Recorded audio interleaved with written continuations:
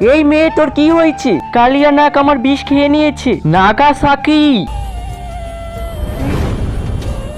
জি নাগরাজ বলুন। কালিয়া নাগিন আমার মেয়ের বিষ খেয়ে নিয়েছে। তোমাদের দুইজনের মধ্যে যে আমার মেয়েকে ঠিক করতে পারবে তার সাথে আমার মেয়ের বিয়ে দিব। হাঁচি। হে সর্দার, ও শরীরে থাকা সাপের বিষ বের করে দিয়েছে।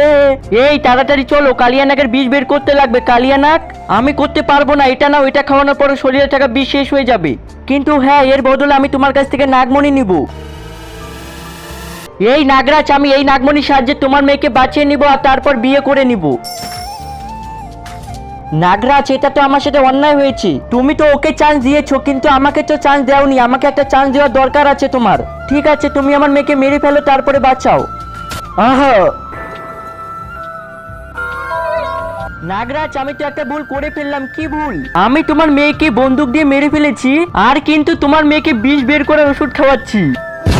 আরে এই শালা তো আমার মেয়েকে মেরে ফেললো। এখন আমি কি করব? ভাই তুই এটা কি করলি? তুই আমাকে বিয়ে করতেও দিলি না।